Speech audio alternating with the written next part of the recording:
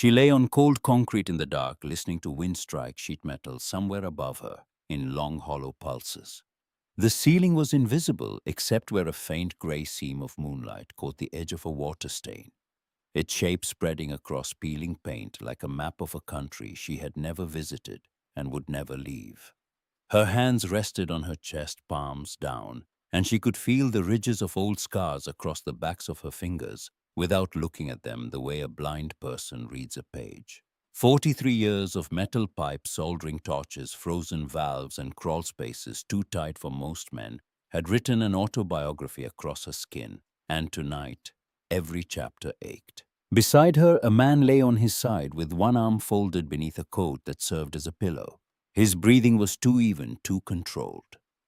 She knew he was awake because after 45 years of sleeping next to the same body, the rhythms of genuine rest became as recognizable as a heartbeat. He was performing sleep the way a nurse performs calm in front of a frightened child, and the tenderness of that small deception made her throat tighten more than the cold. At least the ceiling has never betrayed anyone, she thought, and closed her eyes against the darkness. 6 weeks earlier, the ceiling above Eleanor Marsh had been white plaster, with a hairline crack running from the kitchen light fixture to the corner above the pantry door. A crack she had patched twice, and that kept returning every spring when the Ohio frost released its grip on the foundation.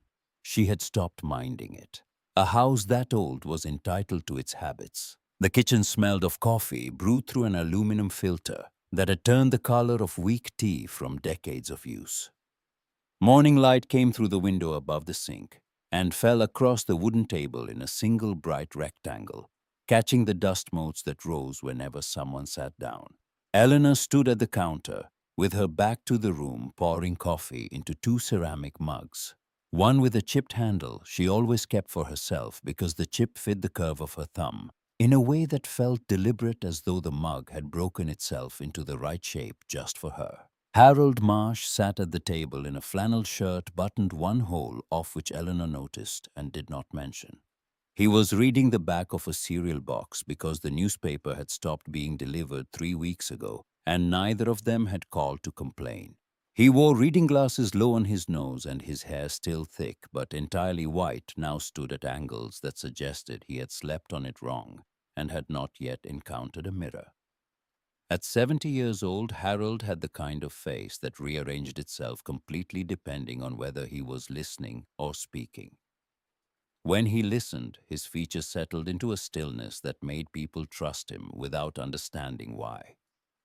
When he spoke, his eyebrows moved first, as though scouting ahead for the right words, and his voice carried the particular gentleness of a man who had spent 32 years sitting beside sick children and pretending the thermometer was a magic wand. Eleanor set his mug down and sat across from him.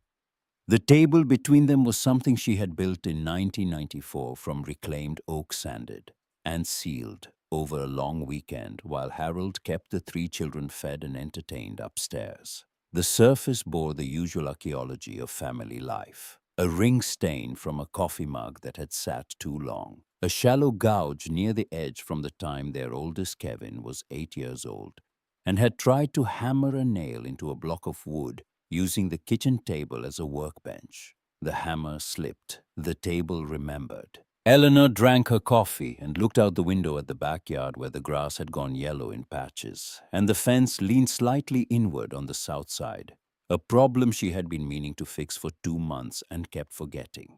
She frowned. She had also forgotten to bring the toolbox in from the back steps yesterday, or the day before that. It was sitting out there now, its red metal lid spotted with morning dew, and she could not remember why she had carried it outside in the first place. She set down her mug. The toolbox had been on the back steps for 5 minutes or 5 hours, she could not tell. She had walked outside with it gripped in her right hand, the hand that was stronger despite the old scar tissue. And then she had stopped at the top of the steps and stood there looking at the yard with the toolbox hanging at her side, like a pendulum that had forgotten how to swing. Something had needed fixing. Something always needed fixing in a house this old. But the specific thing, the task that had pulled her out of the kitchen with purpose in her stride, had simply evaporated, leaving her standing in the cold air, with no memory of why she was holding a 12-pound box of wrenches. Harold's voice reached her through the screen door. "What are you looking for?" Eleanor shook her head. Forgot. She laughed the short exhalation people use to dismiss a small stumble and came back inside. Harold watched her set the toolbox on the kitchen floor.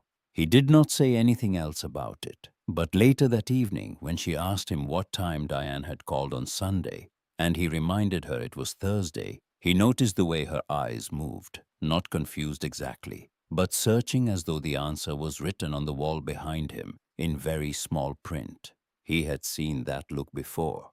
32 years of reading children's faces had taught him the difference between a child who forgot their homework and a child who forgot where they were. Eleanor's look was closer to the first, but the fact that he was categorizing it at all sat in his chest like a stone. He did not mention it to her. Instead, he got up and took a small square of paper from the pad he kept near the phone, wrote Thursday, October 17th on it, and stuck it to the refrigerator with a magnet shaped like a fish. Eleanor glanced at it but said nothing. Over the following weeks, Harold noticed more. She climbed the stairs more slowly, gripping the banister with both hands now instead of one. She asked the same question about the neighbor's dog twice during dinner, with exactly the same phrasing as though the first asking had been erased from a tape. She left the garden hose running overnight and found the backyard flooded in the morning, standing in the doorway looking at the mud with an expression that was not embarrassment, but something worse, a quiet bewilderment that she masked immediately by turning around and saying, "The ground needed the water anyway." But her hands were still perfect. She replaced the kitchen faucet on a Tuesday afternoon without consulting a manual, feeling her way through the threading. By touch, her fingers moving with the precise, unhurried authority of a surgeon. She heard a faint whistle in the basement pipes and diagnosed a pressure valve issue before Harold even registered the sound. She could still name every fitting in her toolbox by weight alone, picking up a brass elbow or a copper coupling, and identifying it without looking the way a pianist finds keys in the dark. Whatever was dimming the edges of her daily memory had not yet reached the center of who she was. That distinction mattered. It mattered because it meant the problem might be exhaustion.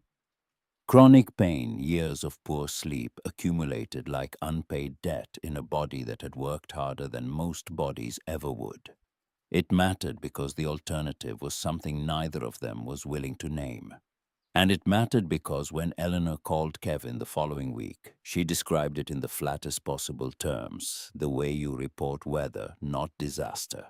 "Your father noticed I've been a little slower lately," she told him, keeping her voice level. She had swapped the subject deliberately. "Your father noticed, not I'm struggling." Let Kevin hear it as Harold's concern, not her confession. On the other end of the line, Kevin was quiet for a beat. Then, "I'll look into it." He said it the way he said everything, with the clipped efficiency of a man who managed projects and timelines for a living, and had long ago stopped distinguishing between tasks that required his heart and tasks that required only his calendar. "You don't need to look into anything. I just thought you should know." I said, "I'll handle it, Mom." He hung up. Eleanor held the phone against her ear for another 3 seconds, listening to the dead air, then set it down on the counter next to Harold's fish magnet. She stared at the magnet for a moment at the word Thursday in Harold's careful handwriting and felt something shift beneath her ribs, not pain, but the premonition of it, the way the air changes before a storm without a single cloud yet visible. 2 years passed inside that silence.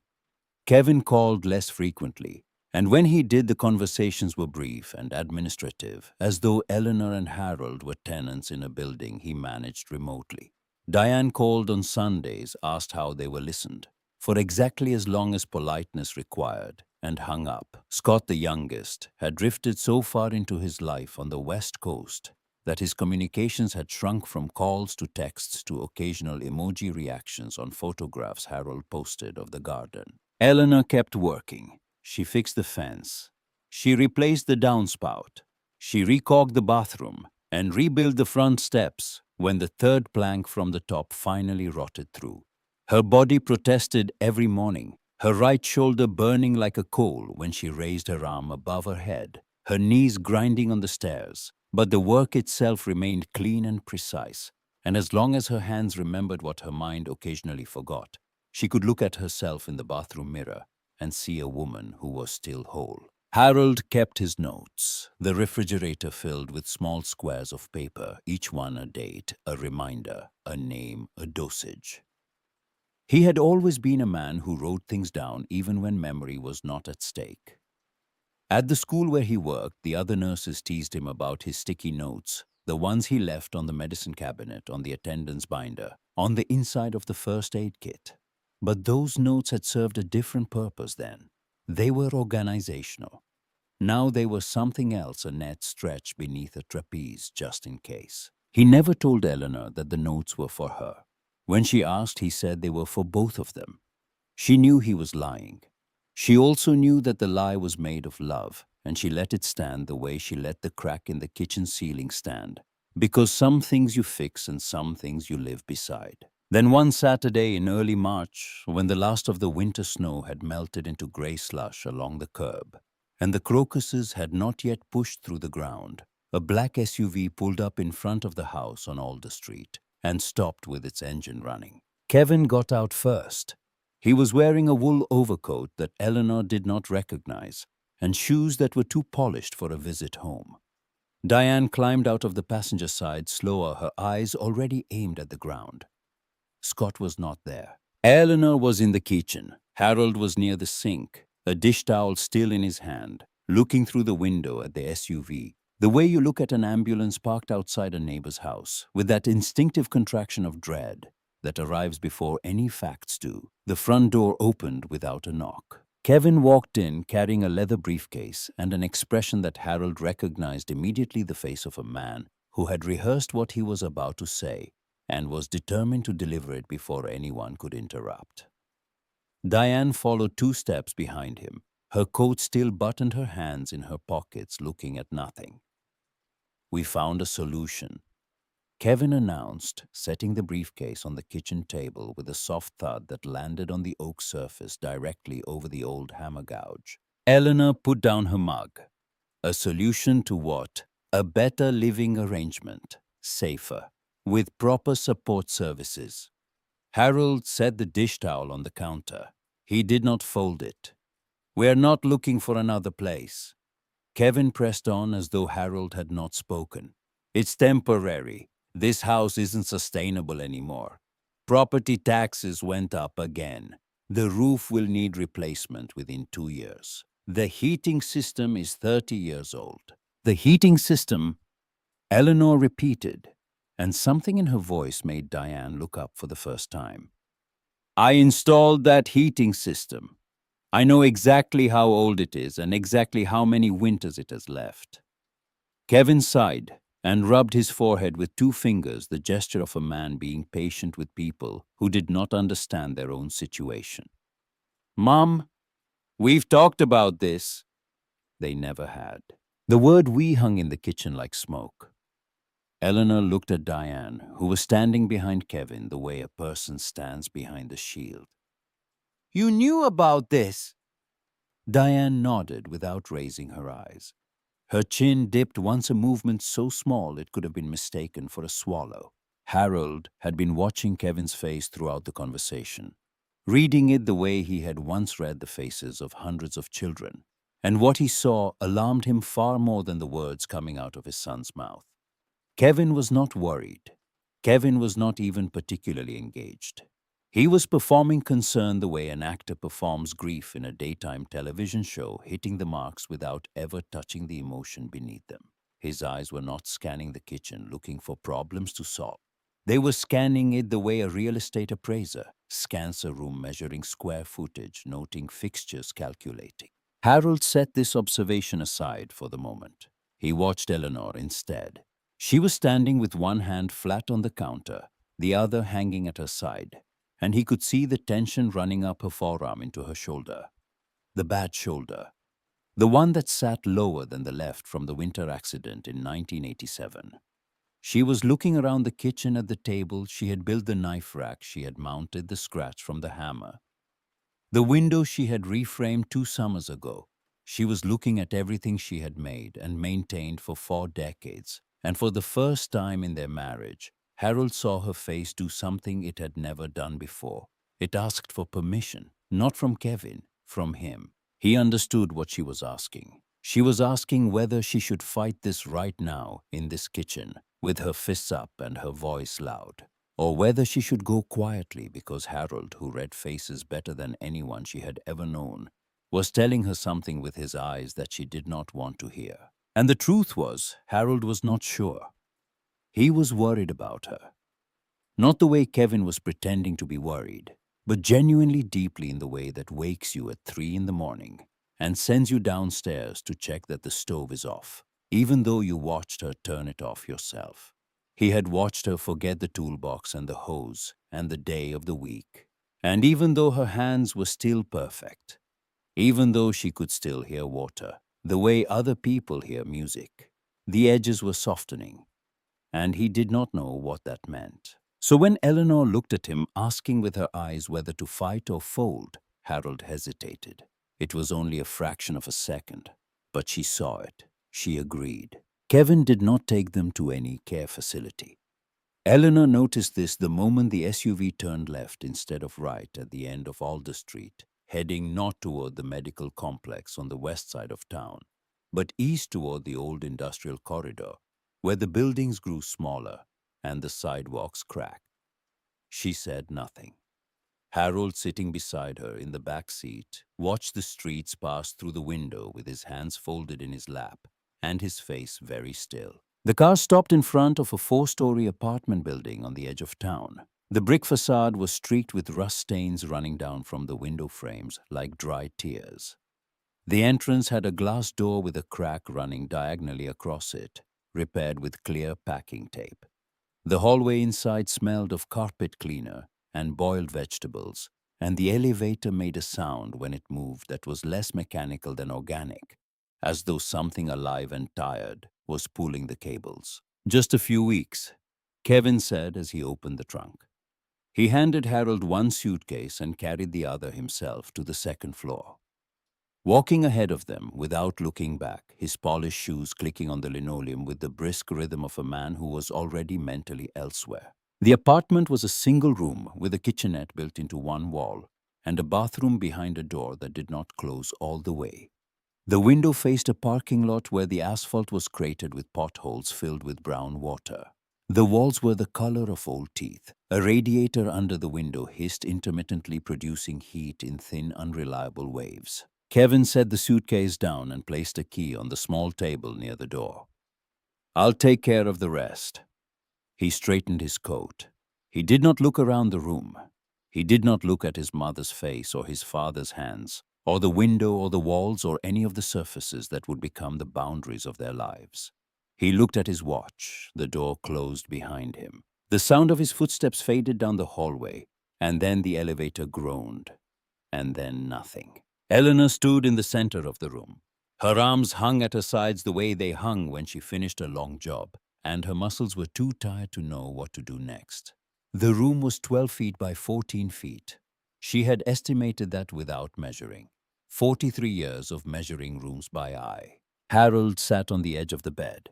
The mattress sagged toward the center, with the resignation of something that had held too many bodies for too many nights. He opened his bag, looked at the photograph inside the family photograph in the frame that had once held his certificate of appreciation from the school, and closed the bag again. Outside, a truck passed, and the window shook in its frame, a small rattle that traveled through the glass and into the wall, and into the floor, and into the soles of Eleanor's work boots where it died. The next morning, Harold rose before Eleanor, which was unusual. He had always been the first to wake in the house on Alder Street, moving through the early dark with the quiet efficiency of a man accustomed to not disturbing sleeping children. But here in this room that smelled of strangers and disinfectant, Eleanor had not slept well. Her shoulder had locked during the night, and she had spent an hour lying on her back with her arms stretched out at an unnatural angle, waiting for the joint to release, listening to the radiator tick like a slow clock counting down something she did not want to reach. Harold made coffee with the aluminum filter.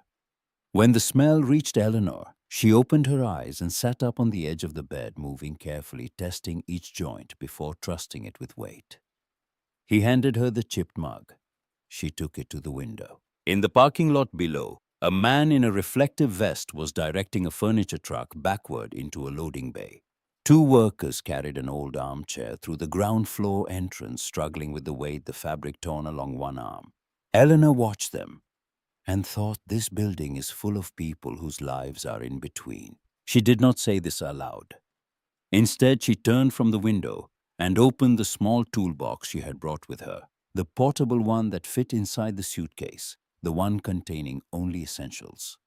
A crescent wrench, needle nose pliers, electrical tape, a small torpedo level, a box cutter.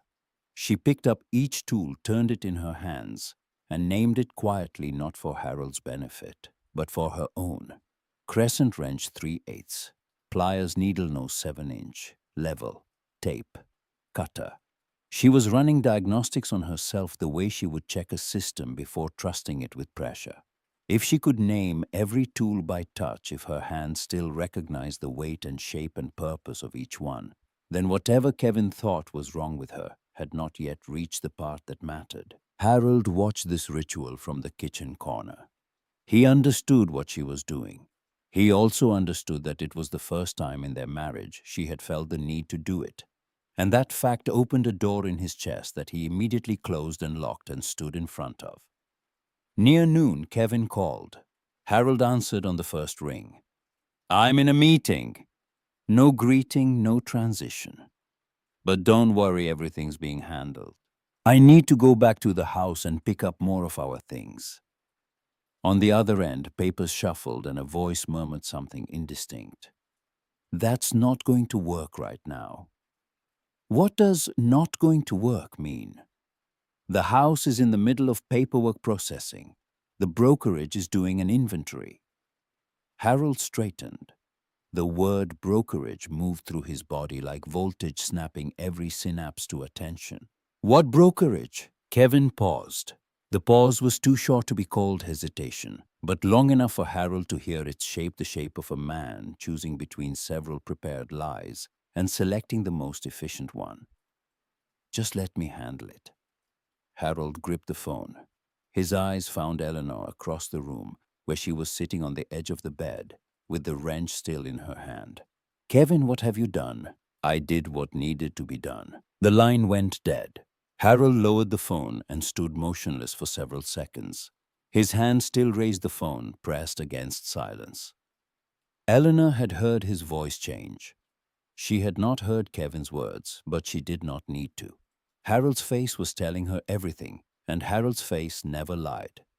"I want to go home," she said. They took the town bus. Eleanor sat by the window with one hand on her knee, watching the streets slide past with the patient attention of someone memorizing a route they might need to retrace in the dark. When the bus turned onto Alder Street, she sat forward. Harold saw her spine straighten, her chin lift, and for a moment she looked exactly as she had looked 30 years ago, riding beside him to a job site, alert and purposeful and absolutely certain of where she was going. The house appeared at the end of the road. Gray shingles, wooden porch, the empty flower pot beside the front steps that she kept meaning to plant something in every spring and never did. Everything the same. Everything except the lock on the front door. Eleanor stepped onto the porch. She took the old key from her jacket pocket and inserted it into the lock and turned. Nothing. She withdrew the key, looked at it, inserted it again, and turned harder, as though force could override the fact that the lock's internal geometry had been rewritten to exclude her. A sheet of paper had been taped to the corner of the door glass. Property transfer notice. Contact the new management unit. No entry without prior appointment. Eleanor pulled the paper down. She read half of the first line, stopped, and looked at the lock again. "I didn't sign anything." Her voice was quiet. The kind of quiet that is not softness but compression, like steam trapped in a pipe with nowhere to go. Harold moved to the side window and pulled back the curtain. Inside, the living room had changed. Cardboard boxes lined one wall. Eleanor's armchair was gone from its usual place by the radiator. On the dining table, a roll of packing tape sat beside a stack of documents, their edges perfectly aligned. The neighbor's door opened. Evelyn crossed the street, still holding her gardening gloves, her face already tight with the particular discomfort of someone who has witnessed something they wish they could unsee. Harold turned to her. "Did you know about this?" Evelyn looked at the house, then at them, her mouth working for a moment before the words came. "I thought you two had already moved out. Last week people from some company came. A white truck. They had jackets with a logo. They said the family had arranged everything." "What company?" "I don't remember the name. I thought Kevin had hired them. I'm sorry, I should have called." Eleanor stepped down from the porch slowly. She walked around the side of the house, past the window where the kitchen light was off, to the back door. The back door, which she had hung on its hinges herself in the summer of 2006 on a weekend when Scott was home from college and kept dropping the box of screws in the yard and laughing about it. That door had a new lock too. She stood there for a long time, looking at the wood, at the hinges, at the frame she had shimmered and leveled with her own hands, until the gap was perfectly even on all four sides. Harold followed her and placed his hand on her arm, on the sleeve of her jacket, just above the elbow. "Ellie," she did not turn. "I hung this door 17 years ago. I know. Scott dropped the screws. I know." She still did not turn, but she did not pull her arm away. The following morning, Eleanor called the county clerk's office from the apartment phone. She explained the situation in the same flat voice she used for everything. The voice that had once made foremen on construction sites listen to her even when they did not want to, because it carried no emotion that could be dismissed and no weakness that could be exploited. The clerk confirmed it. A transfer document bearing the signature of Eleanor Marsh had been filed. The property on Alder Street was in the process of conveyance. "That's not my signature," Eleanor said. The clerk was quiet for a moment. "You'd need to file a formal dispute. The process takes 6 to 12 months. You'd need legal representation." "How much does legal representation cost?" Another pause. "It depends." Eleanor thanked the clerk and hung up. She stood in the kitchen corner of the apartment with her hand still on the phone, and for the first time since the SUV had arrived on Alder Street, she felt the full weight of what had been done to her. Not the loss of the house, though, that was enormous. Not the betrayal by her son, though that was worse. It was the signature. Someone had written her name on a piece of paper, had mimicked the shape of her handwriting. The handwriting she used to label pipe fittings and sign work orders and write birthday cards to her grandchildren, and had used that forgery to erase 40 years of her life from a county ledger. Her hand trembled, not from weakness, from the effort of containing something that had no container.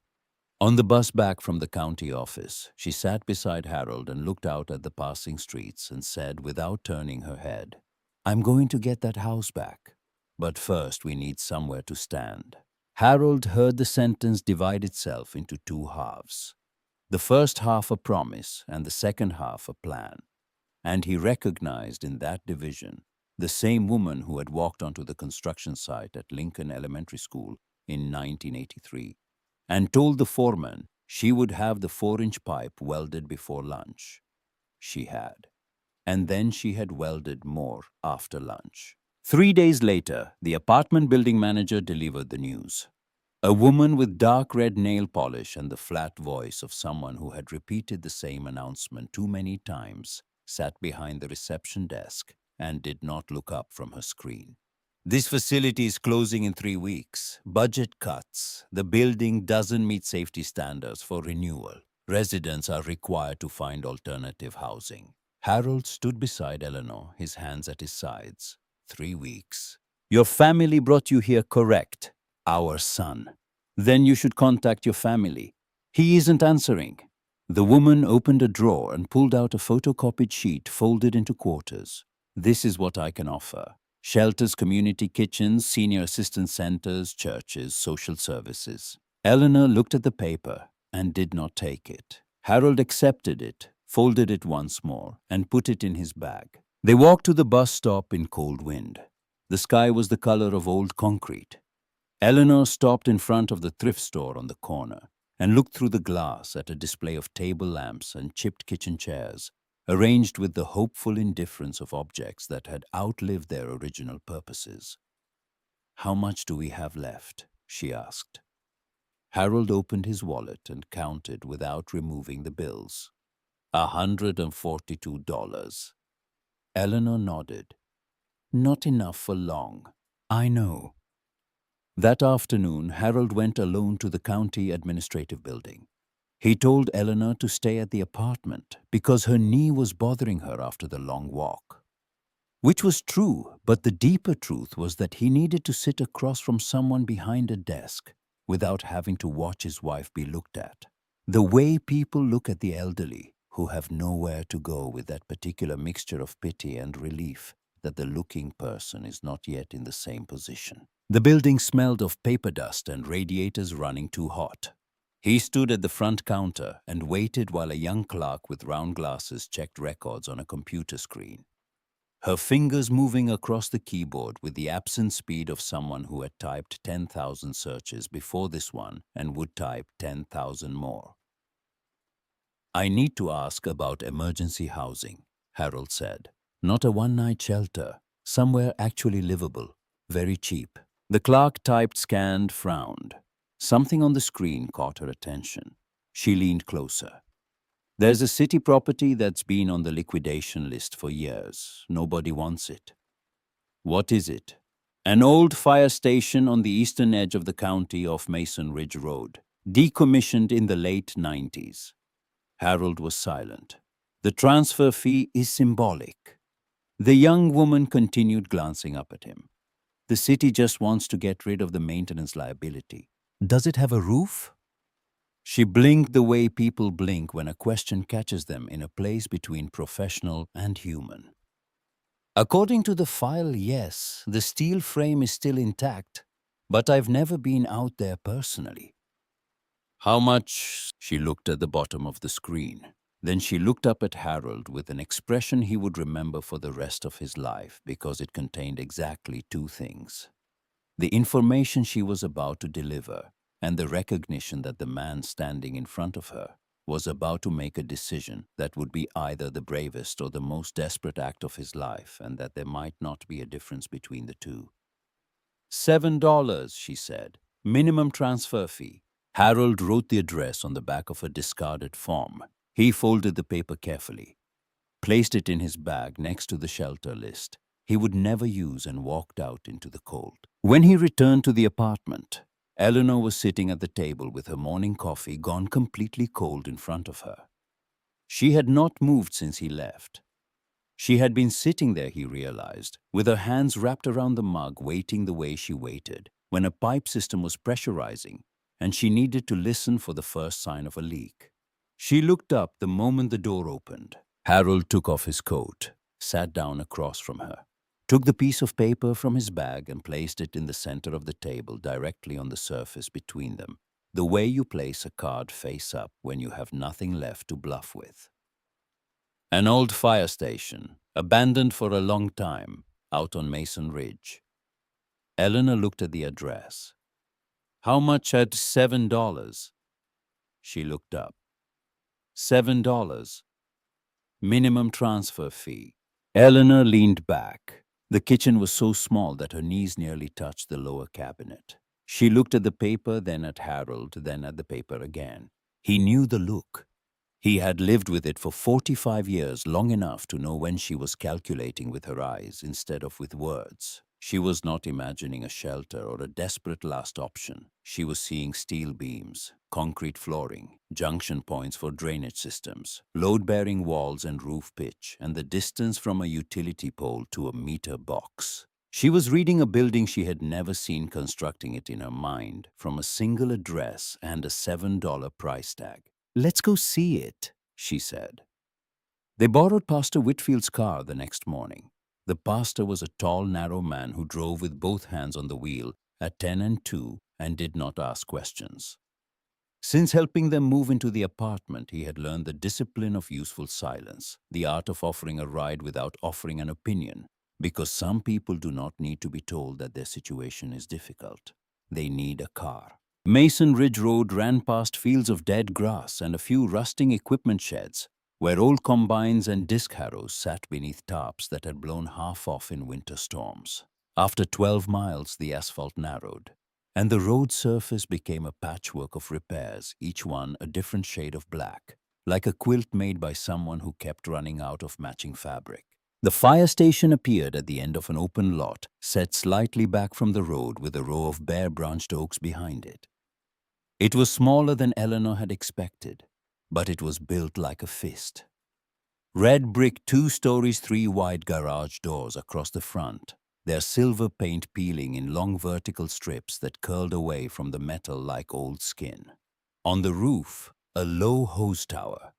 On the side, a rusted flagpole with no flag, its empty halyard clinking in the wind.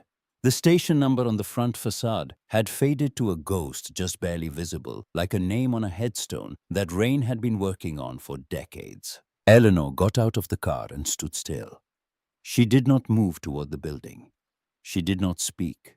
She stood with her feet slightly apart and her head tilted to one side, and her eyes tracking across every surface, every edge, every joint and seam and line of mortar, the way a doctor reads an X-ray, not looking for what is obvious, but for what is hiding. Harold did not rush her. He knew this posture.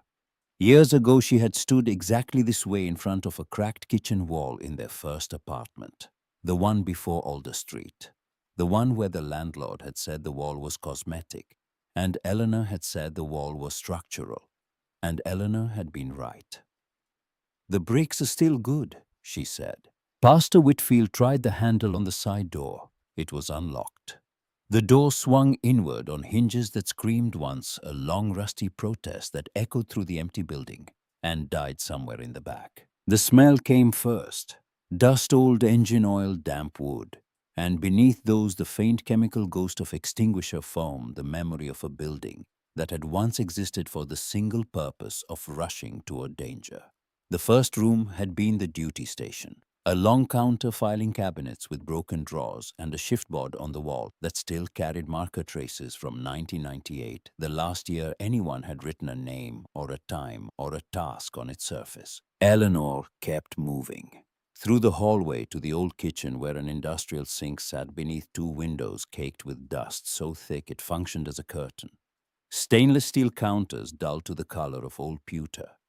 Cabinet doors hanging at angles. A drain in the floor clogged with something that had once been organic and was now geological. Into the front garage. All 3 bays empty. The concrete floor cracked in places but not yet sunken. The ceiling high and open steel framework exposed the bones of the building, visible and honest, in a way that finished buildings never are. In the left corner, a metal hose rack still bolted to the wall. At the far end, the locker room. A row of metal lockers standing at attention like soldiers who had not been dismissed. A communal bathroom with fixtures that had turned green. Harold followed her through every room, watching not the building, but her face. He was measuring the station with a different instrument than hers. She was measuring structure. He was measuring possibility. The duty counter could become a kitchen. The locker room could be divided into small rooms. Upstairs, the shared sleeping quarters. The long open room where firefighters had once slept in shifts might still be usable if the floor held weight, and the windows could be replaced. And someone was willing to do more work than any 2 people in their 70s should reasonably be asked to do. Eleanor climbed the stairs. Each step groaned once beneath her weight, but did not give. At the top, a long corridor with high windows and empty bunk frames, just screw holes in the floor, where the beds had been pulled out and carried away. The room at the end of the hallway had a window that faced east. And when she stepped inside, the morning light came through the dirty glass and laid a bright rectangle on the floorboards that looked for just a moment exactly like the rectangle of light that fell across the kitchen table on Alder Street. Harold stood in the doorway. This room gets light. Eleanor touched the windowsill. The wood was soft in places, but the frame was sound. She turned and looked back down the hallway, down the stairs, down into the garage, down at the whole building, as though the answer to every question she had ever been afraid to ask was hidden somewhere in its geometry. Not right away, she said, but yes. They walked around to the back. An old water tank, half buried and half exposed, its surface covered in flaking green paint. A generator beneath a small corrugated shelter. A steel door leading to the supply storage room. Harold tried the outdoor faucet on the back wall. Nothing came out. Electricity. Eleanor looked at the line running from the nearest utility pole to a meter box that had been sealed shut with a metal clamp. Don't know yet. Pastor Whitfield stood beside them with his hands in his coat pockets, his long face grave. Are you too sure about this?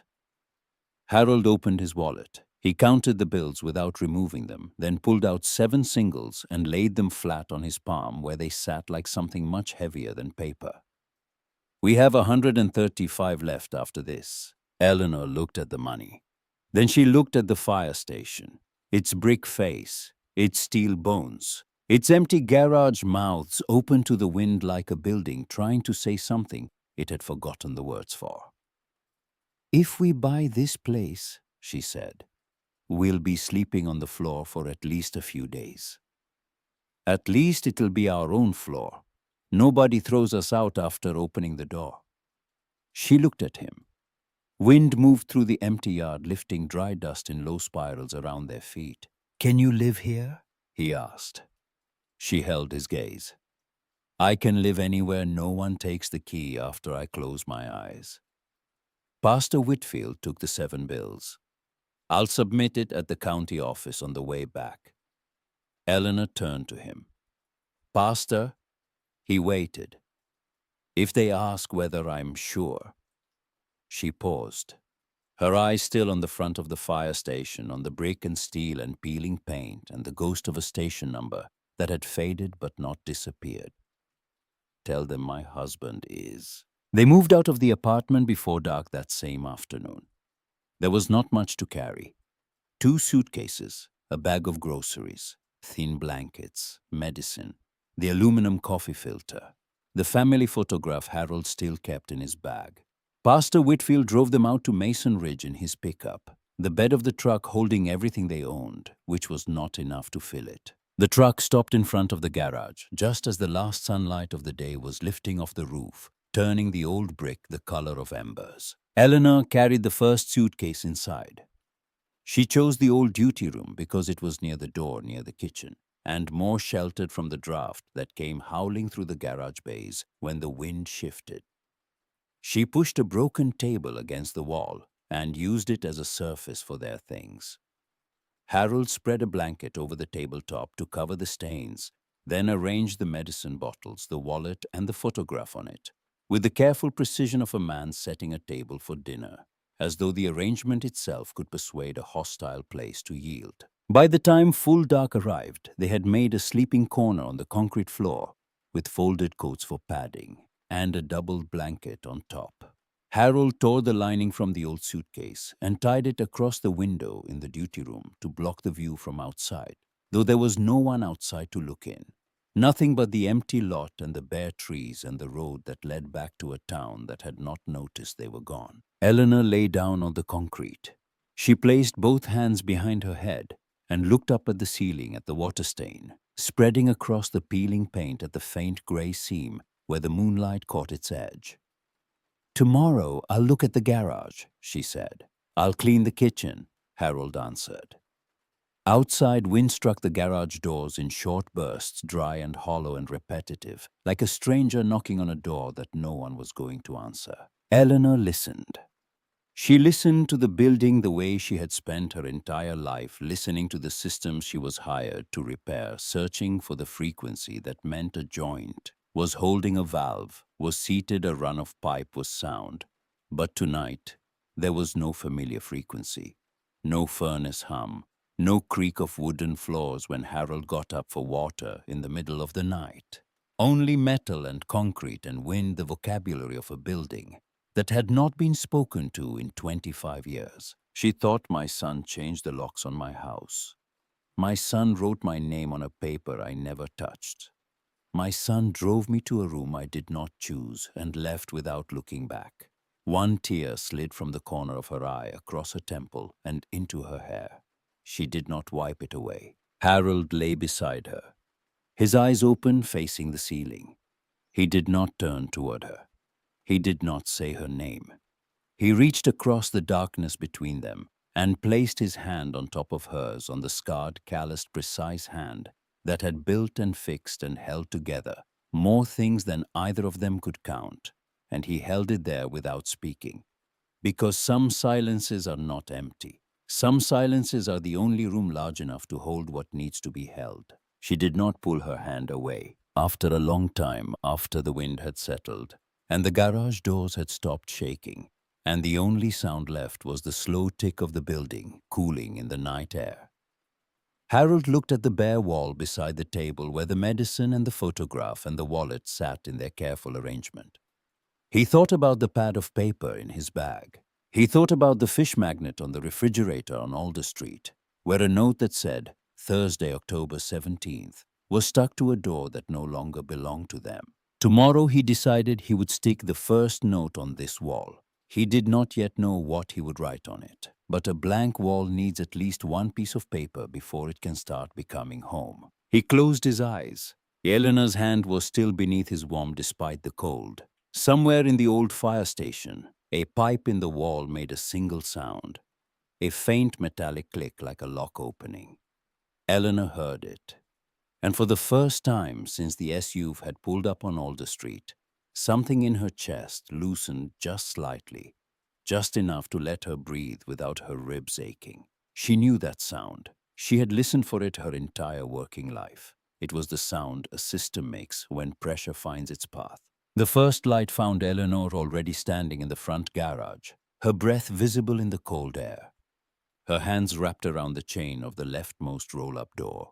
She pulled. The door rose 3 inches, seized hard against rust in the track, and refused to move further. She did not force it. She released the chain and stepped back and tilted her head and looked upward at the steel framework the way a doctor studies an image when the patient is still breathing. But the prognosis is complicated. The bones were good. The I-beams ran straight across the ceiling without sag or twist, their flanges still sharp-edged despite 25 years of neglect. The roof decking above them showed water stains, but no rot, no daylight punching through. This building had been engineered to hold the weight of ladders and hose racks and the vibration of diesel engines idling at 3 in the morning.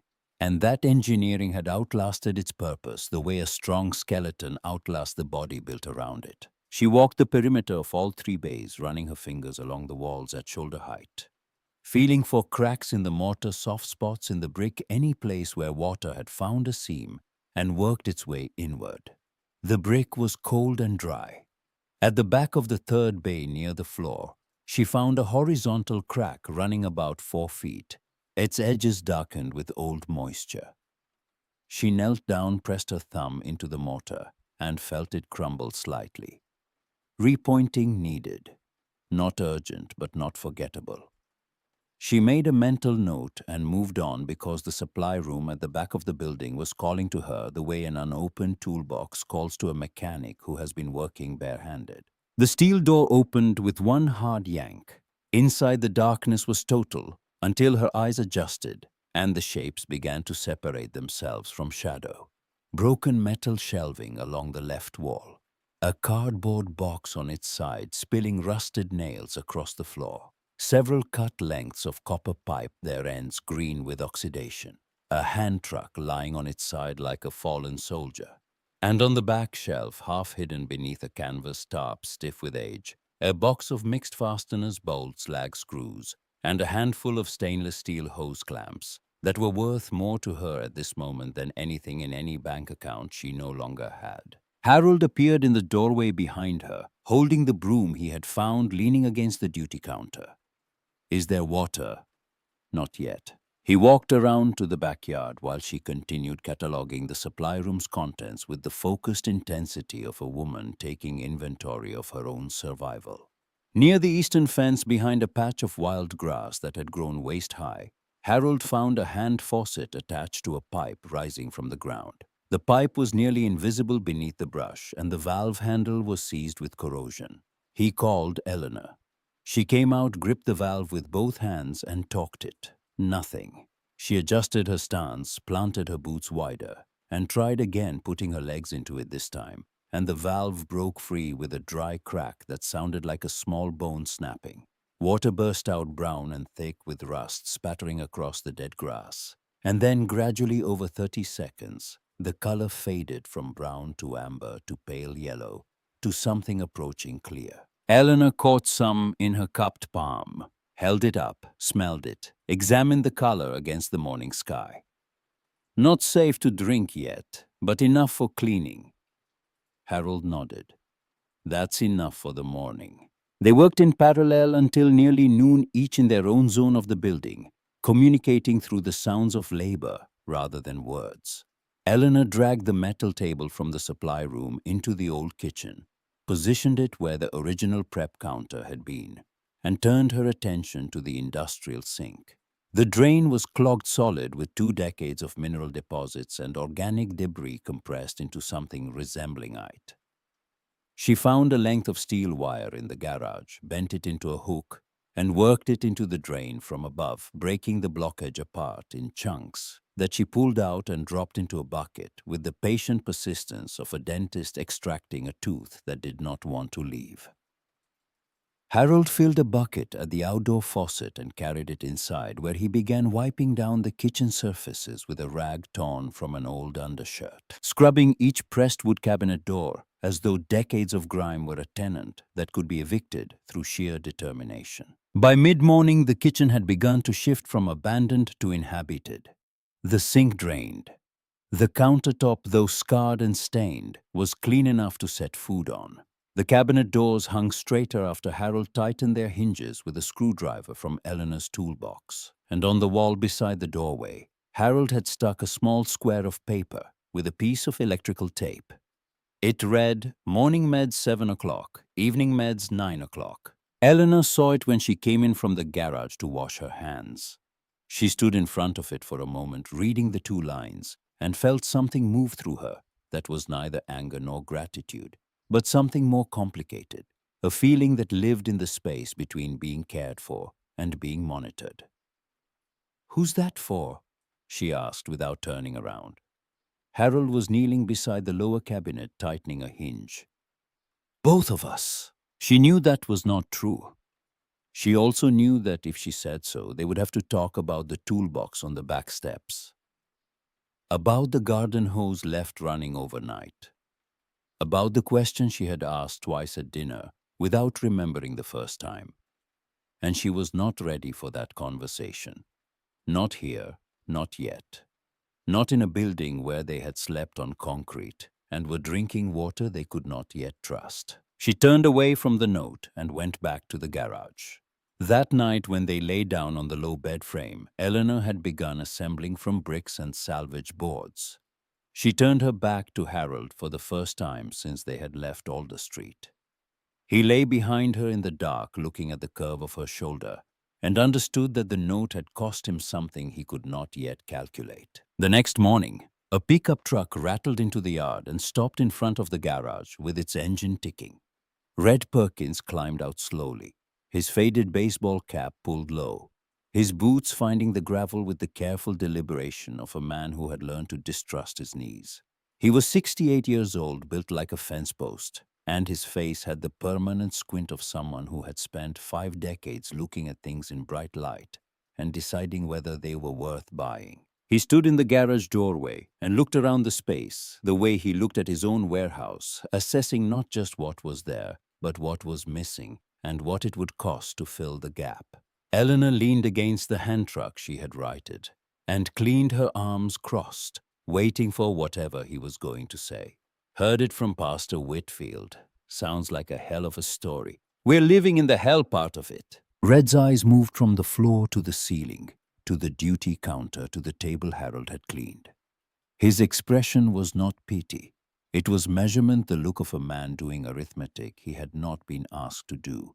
What do you need first? Eleanor uncrossed her arms. She turned slowly, taking in the garage, the kitchen doorway, the hallway, the stairs. She was being given permission to calculate for real, to treat this place not as a catastrophe, but as a project. And the shift in framing was so enormous that she needed a moment to adjust to it. Boards, screws, insulation panels if you've got leftover stock, and a temporary stove. Red nodded. I've got some cut-off pieces in the back warehouse, loose screws by the pound. The stove, let me see. He looked past Eleanor at Harold, who had come to stand in the kitchen doorway. You all right? Haven't frozen to death yet, so I'm all right.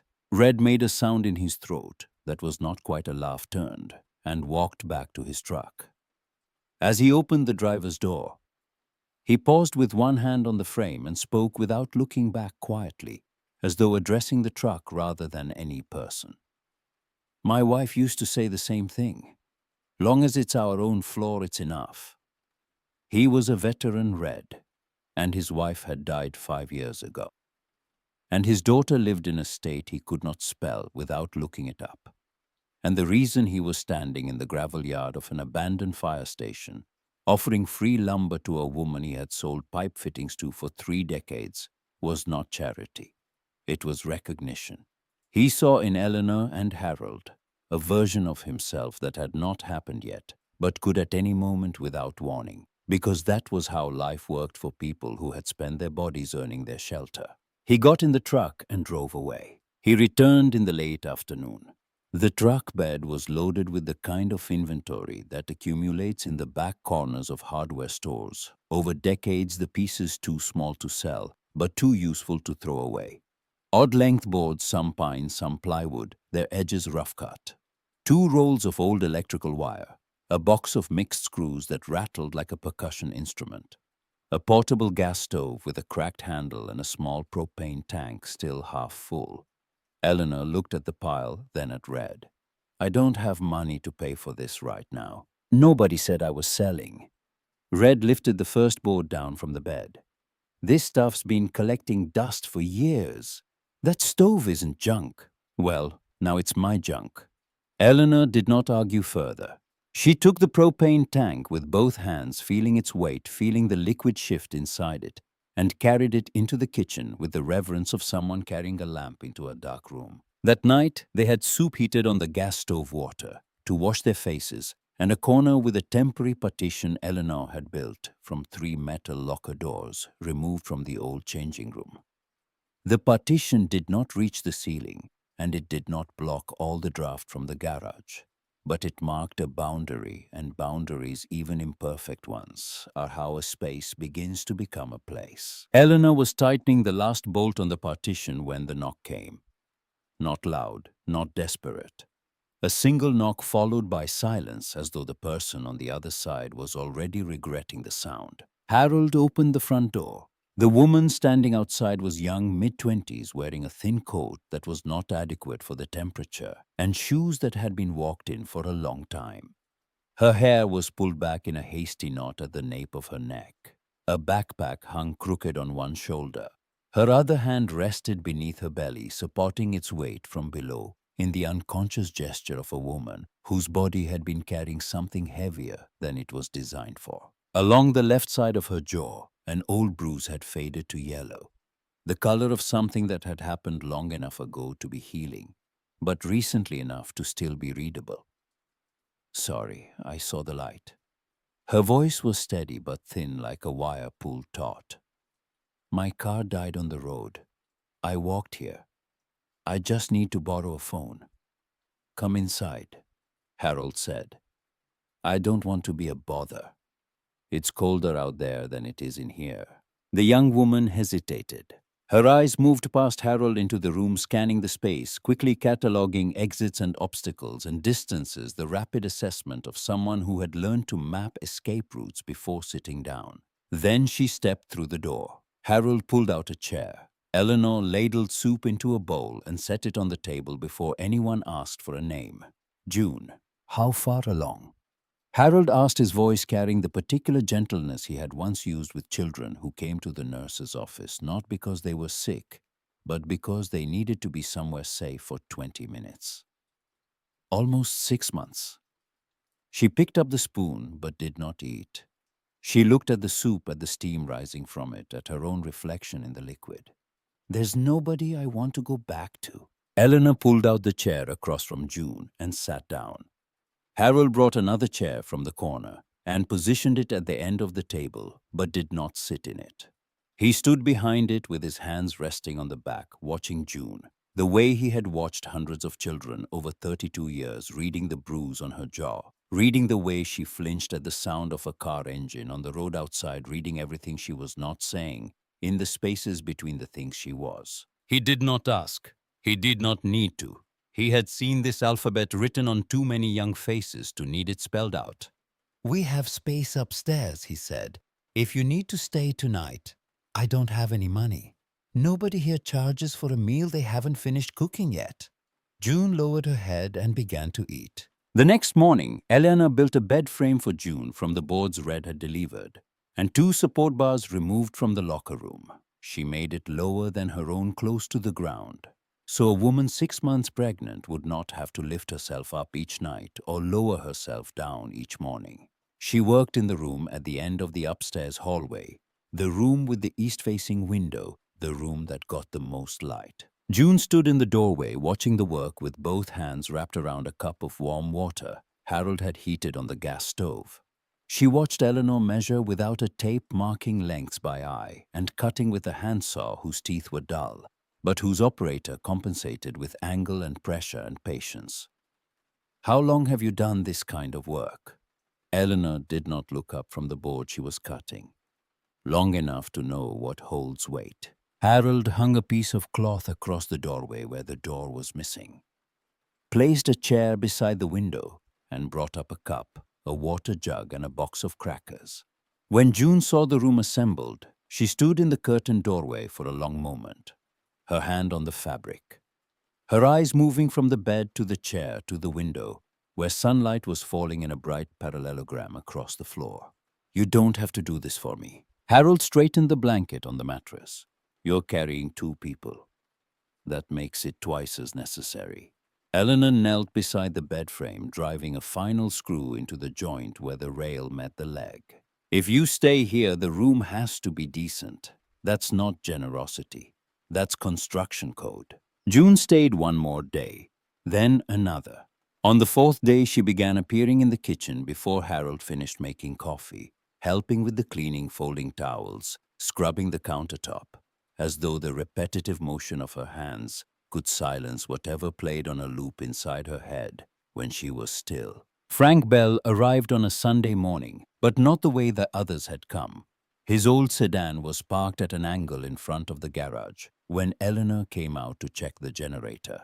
And through the fogged windshield, she could see a figure sitting motionless in the driver's seat, hands on the steering wheel, staring straight ahead at nothing. She walked to the car and knocked on the glass. The window lowered slowly. The man inside was in his late 60s, clean-shaven that morning, but poorly, with a nick on his chin that had been dabbed with a piece of tissue paper still stuck there. He wore a suit jacket over a wrinkled dress shirt, a tie knotted with the muscle memory of a man who had once worn one every day, and a felt hat sat on the passenger seat beside a small brown leather suitcase and a paper pharmacy bag.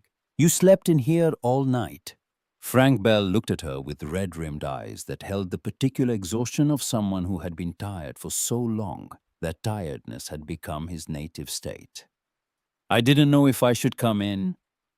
Eleanor opened the car door. Come in first, talk later. In the kitchen, Harold poured coffee. Frank sat at the metal table with one hand resting on the surface as though steadying himself against a current only he could feel, and told his story in the short factual sentences of a man who had already told it to too many intake forms and church secretaries and bureaucratic strangers behind desks. His wife had died 2 years ago. The hospital bills had consumed the house. 3 months sleeping in his car. The last church where he had been parking overnight had told him the lot was being resurfaced and he could not stay. Eleanor had walked in during the last sentence. She wiped dust from her hands onto her work pants, looked at Frank for a moment, and did not offer the words he expected. She did not say, "There's a room upstairs." Instead, she asked a question that made Frank blink as though the lights had suddenly changed. "Do you know how to fix anything?" He opened his mouth, closed it, opened it again. "I was an accountant." "Then you know how to count." She tilted her head toward the stairs. "Pick whichever room you like. Tomorrow morning you're helping me count screws." Harold set a key on the table, one he had found in the duty counter drawer, an old key that fit no lock in the building. "This won't open any door here, but you can hang your hat on the doorknob with it." Frank picked up the key and turned it over in his fingers, examining it as though it might suddenly reveal a purpose, and something in his face shifted from bewilderment to a feeling that did not yet have a name, but that would in time come to resemble belonging. Clay arrived on a Tuesday, and he did not come through any door. Eleanor found him in the supply room at the back of the building, crouched behind the metal shelving, with a coil of copper wire in one hand and the other hand pressed flat against the wall, as though he were preparing to push off and run.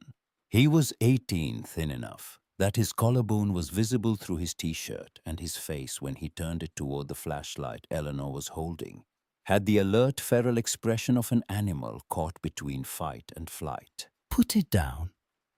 Eleanor's voice was level, not loud, not soft. The voice she had used on construction sites when a junior worker was about to make a mistake that could hurt someone. Clay set the wire on the shelf. His hand was shaking, but his jaw was set, and he met her eyes with the defiant blankness of someone who had already decided that nothing good was going to happen next, and was prepared to accept whatever punishment arrived because punishment at least was familiar. Eleanor looked at him for a long time. 18 years old. Dirty clothes, dark circles under his eyes. A sports duffel bag with frayed straps dropped near the doorway, packed with the lumpy desperation of someone who had shoved everything they owned into a single container without folding anything. "Sit down." She pointed at an overturned steel drum near the shelving. "Talk." Clay sat. He talked the way people talk when they have rehearsed a story down to its most compressed form. His mother had a new boyfriend. The boyfriend did not want a teenager in the house. One bag of clothes. One sentence that functioned as an eviction notice dressed up as parental advice. A few weeks on friends' couches, each stay shorter than the last until the couches ran out and the friends stopped answering their phones. "People in town said this place takes people in." "It does, but it has a front door. Next time use it." She led him to the kitchen. Harold set a plate in front of him without ceremony. June glanced up from the counter where she was slicing bread, looked at Clay's face, looked at Eleanor's face, and returned to the bread without comment. Frank, sitting at the end of the table sorting donated envelopes, moved his chair slightly to make room. Clay ate everything on the plate and did not ask for more. Eleanor put him in the second garage bay behind a partition she built from plywood and old locker panels. He helped her carry the materials without being told, lifting more than his frame suggested he could, working in the silence of someone accustomed to making himself useful as a form of rent. The first real friction came that night. Music blasted from Clay's phone after 11, loud enough to rattle the partition walls and wake Frank in his room upstairs. Frank came down and knocked. Clay opened the plywood panel 6 inches. The conversation that followed was short, declarative, and ended with Clay slamming the panel shut, and Frank standing in the hallway with his fists clenched at his sides and his blood pressure visible in the vein at his temple. Eleanor heard all of it from the stairwell, but did not intervene. The next morning, she handed Clay a box of mixed screws and told him to sort them by size into glass jars she had washed and lined up on the workbench. He worked silently for an hour, organizing each type with a precision that surprised her, placing the jars in a straight row on the shelf, with the focused attention of someone constructing a small island of order in an ocean that had given him none. When he finished, she put a hammer in his hand and pointed at a board that needed nailing to the partition frame. He swung too hard. The nail bent. He swung again. The board cracked. Eleanor took his wrist, not roughly but firmly, the way you take the wrist of someone who is about to cut themselves on something sharp. She repositioned his fingers on the handle, adjusted his grip, and guided one swing through the air without touching the nail. A hammer doesn't need muscle. It needs direction. Clay looked at her hand, holding his at the scars and calluses at the fingers that were stronger than his. Despite being 40 years older and belonging to a woman half his size, something in his expression changed, a micro-adjustment like a lock cylinder, rotating one position closer to open. He swung again. The nail went straight. He did not play music after 11 again. Nobody mentioned the incident.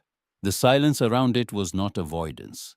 It was the kind of silence that falls after a boundary has been drawn and accepted, the quiet that means the line is understood. Dale Sutter arrived in the third week, and he brought with him a problem that did not announce itself until the damage was already in motion. He was about 50, clean-shaven, wearing a flannel shirt that still held its shape and work boots with unscuffed toes, and he presented himself at the front door with the practiced ease of a man who understood first impressions as a professional skill, lost his construction job, wife and kids in another state, needed temporary shelter through the winter. He knew his way around a building site, and within his first hour at the station, he had replaced a cracked window pane in the upstairs hallway faster and more cleanly than Eleanor could have done it herself. She noticed his competence. Harold noticed his comfort. There was a difference. Competence was a tool. Comfort in a man who had just arrived in a strange place full of strangers was a performance. By the end of his first week, Dale had begun reorganizing the kitchen storage, rearranging the duty schedule Harold had posted on the wall, and offering Clay unsolicited corrections on his sawing technique that made the boy's jaw tighten and his grip on the saw turn white-knuckled. He suggested to Frank that the room Frank occupied, the corner room on the second floor with the south-facing window, would be better used as a storage space, since Frank was the newest resident and should perhaps take one of the smaller interior rooms instead. He said all of this with a smile and a reasonable tone and the body language of a man who was only trying to help. Harold found 3 coils of copper wire missing from the supply room on a Wednesday evening. He stood in front of the empty shelf for a long time, his hand resting on the metal surface where the wire had been. He did not say anything to anyone. He went to the kitchen, wrote a note on a square of paper, and taped it to the supply room wall. All materials in and out must be logged. The next morning, the copper wire was back on the shelf. No one acknowledged its return. Harold looked at the coils, looked at the note he had posted, and added a second note beneath it. This room has one door. It faces the kitchen. The breaking point arrived on a Thursday afternoon. June was sitting in the kitchen folding donated baby clothes when Dale sat down across from her. He spoke in a low, confidential tone, the voice of someone sharing a concern rather than planting a seed. He told her the building was not safe for a pregnant woman. The wiring was old. The water had not been properly tested. There were no medical facilities within 30 minutes. She should think about finding somewhere more appropriate. He knew of a shelter in the next county that had beds for expectant mothers. June said nothing. She finished folding the small shirt in her hands, set it on the stack, and went upstairs. That evening, she told Harold. Harold told Eleanor. Eleanor knocked on Dale's door at 9 o'clock. He opened it wearing the flannel shirt and an expression of mild curiosity, as though he had been expecting a social visit. "I bought this place for $7 and 43 years of work," Eleanor told him. Her voice did not rise. It did not need to. "You're here because I opened the door. But a door that opens can also close. Helping means asking before you act. It does not mean rearranging someone else's house while they're still living in it. Dale's expression did not change immediately. He held her gaze for a beat too long, the way people do when they are deciding whether to push back or retreat. Then something behind his eyes recalculated, and he nodded slowly. I was just trying to help. I heard you the first time. He stayed 3 more days. On the fourth morning, his room was empty. The bed made with military corners and the chair he had repaired for the kitchen was sitting in its place at the table, still solid, still useful. Eleanor looked at the chair. She did not remove it. The person leaves, the work remains. That too was a kind of truth she had learned from 43 years of fixing things other people had broken. The letter arrived at the end of the month in a white envelope bearing the county seal. Harold opened it at the dining table, while Eleanor sat across from him. And June stood by the stove, and Frank set down his coffee cup.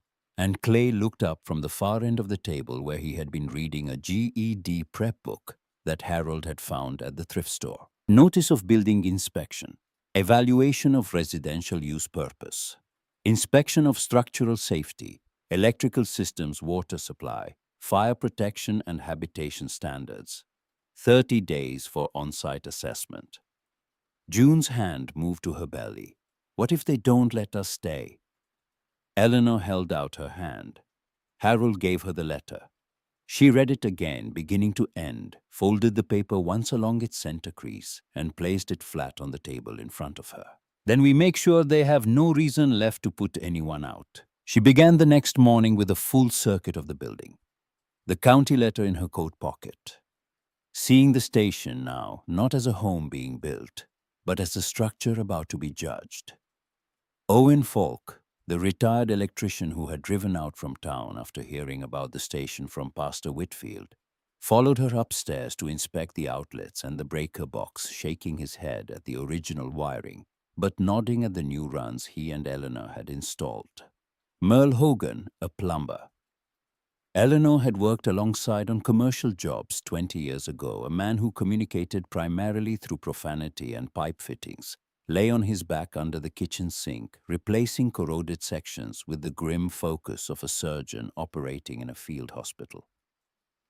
Whoever plumbed this place in '92 should have been arrested.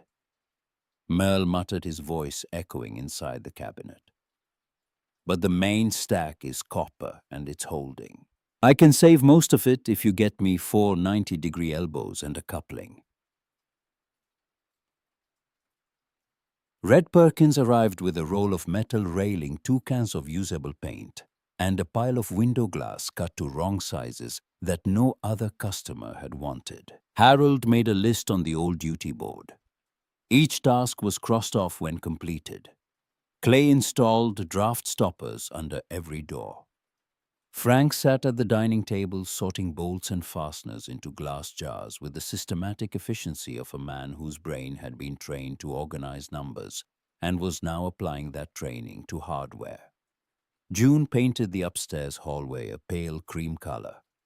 Working slowly, resting every 20 minutes with her back against the wall and her hands on her knees. Then picking up the brush and continuing. In the second week, Eleanor was welding the emergency staircase on the east side of the building. She had designed it from angled steel and structural lumber, a zigzag descent from the second floor to the ground, with a landing at the turn, and she was halfway through the second flight when her right shoulder, the shoulder that had been lower than her left for 39 years, locked. The pain was immediate and total, a white flash that traveled from the joint down through her arm and up into her neck, and settled behind her eyes like a hot wire pressed against the inside of her skull. She set down the welding torch, sat on the half-finished landing, looked at her hands, which were trembling in a way they had never trembled before, not even on the coldest mornings of the coldest winters of the hardest jobs she had ever worked. She thought maybe Kevin was right. Maybe I am too old for this. The thought lasted exactly as long as it took Harold to walk around the corner of the building, carrying 2 cups of water. He sat down beside her on the landing without asking what had happened. He could see her shoulder. He could see her hands. He did not ask if she was all right because the answer was obvious, and the question would have been an insult. They sat in silence for 2 full minutes. The wind moved through the open framework of the staircase, carrying the smell of welding flux and cold dirt. Lincoln Elementary, 1983. Eleanor's voice was quiet, directed at the yard below rather than at Harold. The foreman told me I couldn't weld a 4-inch pipe. I was the only woman on the site. He said it in front of the whole crew. What did you do? I finished the pipe before lunch. Then I welded the next 3 sections after lunch without anyone asking me to. The foreman didn't say another word about it. Not that day, not ever. She picked up the torch. Her shoulder was still screaming. She welded anyway. But that night, lying on the bed in the duty room with the day's work settling into her muscles like sediment, she said something she had never said before. Her voice came out of the darkness without warning, without preamble, aimed at the ceiling. You're right to worry. I am slowing down. Not my mind, not the way Kevin thinks, but my body isn't what it was. Harold lay beside her. He did not say I know. He did not say I told you so. He reached across the space between them and found her hand. You don't need to be what you were. You only need to be enough. Eleanor turned toward him. For the first time since the note on the kitchen wall, she faced him in the dark. She could not see his expression, but she could feel the shape of his hand around hers, the fingers that had never held a wrench or a torch, but that had held the hands of 1,000 frightened children and had never once let go too soon. She did not pull away. She did not turn her back. 3 weeks passed in the smell of paint, the sound of saws, the percussion of hammers, the hiss of water being tested through new joints. Eleanor completed the emergency staircase. Owen replaced every light fixture in the kitchen and ran new circuits to the upstairs bathroom. Merle installed a ventilation fan and connected the gas line to the stove, properly muttering the entire time about building codes and the particular species of fool who had run the original gas fitting through a load-bearing wall. Harold called the county health office to have the water source tested and placed the clean results into a plastic folder alongside the property transfer papers and the building plans Eleanor had sketched on the back of grocery bags. On the morning of the inspection, everyone woke before dawn. Harold wiped the kitchen counter one final time.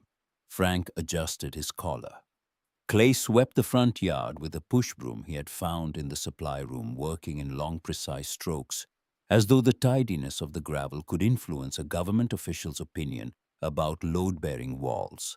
June set a fresh pot of coffee on the counter and placed 5 clean mugs in a row beside it, one for each of them and one for the inspector, because hospitality, she had decided, was also a form of structural integrity. The county's white sedan pulled into the yard at 9:12. The man who stepped out was wearing a gray jacket and carrying a clipboard and a pen, and the expression of someone who had been doing this job long enough to know that most buildings fail and most people argue, and that both activities are equally pointless. Eleanor was standing at the front door. She extended her hand. Eleanor Marsh, this is my home. The inspector shook her hand, looked up at the facade, and walked inside. He stopped in the duty area. The light shone evenly down the corridor. The faint smell of soup hung in the air. Each partitioned room upstairs and down had a door that closed, a bed, a fire extinguisher mounted at the correct height, and a smoke detector screwed into the ceiling. He moved through the building methodically, writing, constantly checking outlets with a voltage tester, running faucets, opening and closing windows, examining railings, testing emergency exits. He went out to the backyard and inspected the water tank, the rain drainage, the woodpile stacked against the rear wall. When he reached the emergency staircase, he stopped.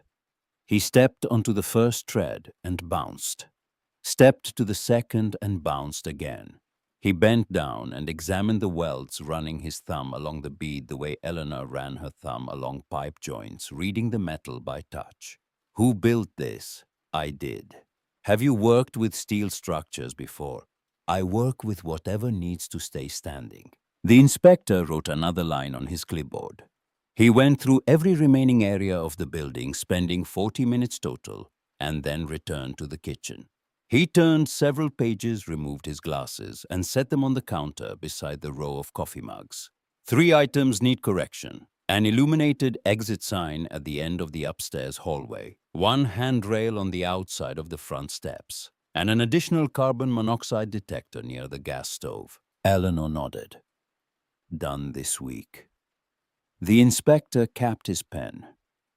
Everything else passes. I'll sign a conditional approval of habitability. Once those 3 items are addressed, I'll return for a follow-up. Harold's hand found the edge of the kitchen counter and gripped it. Clay looked at Frank. Frank looked at the floor. June lowered herself into the nearest chair, as though her legs had simply decided without consulting her that standing was no longer necessary. The inspector signed the form, tore off 1 copy, and placed it on the table. He picked up his glasses. Before leaving, he turned and looked at the row of rooms visible from the hallway at the doors that closed at the smoke detectors at the clean floor, and the painted walls and the small squares of paper stuck everywhere. Harold's notes marking dosages and names and preferences, the written evidence that someone in this building was paying attention to every person under its roof. Do those doors lock from the inside? Yes. He nodded once and walked out to his car. The engine started.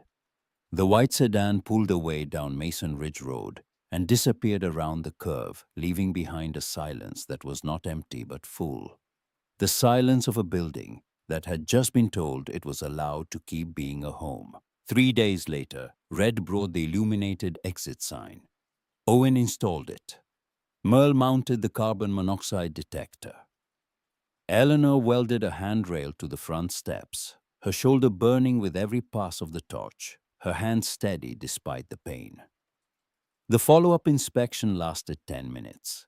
The inspector left behind a 6-month temporary residential use certificate and a set of instructions for applying for non-profit conversion status. Harold took the certificate and placed it in the plastic folder with the water test results and the property papers. Then he took a fresh square of paper from his pad, wrote 2 words on it, and stuck it to the wall beside the kitchen door, where everyone would see it on their way in and out. The note said, "We passed." The newspaper article ran on a Thursday, tucked into the community section, between a notice about a church fundraiser and a photograph of a high school wrestling team. The headline was modest, the story was not. A reporter named Gillian Fossey had heard about the fire station from someone at the county clerk's office, had driven out to Mason Ridge on a gray afternoon, and had sat in the kitchen for 3 hours drinking coffee from the chipped mug while Harold told her everything from the beginning. Eleanor had refused to come out of the workshop. "He tells it better than I do. I just fix things." The reporter wrote that down too.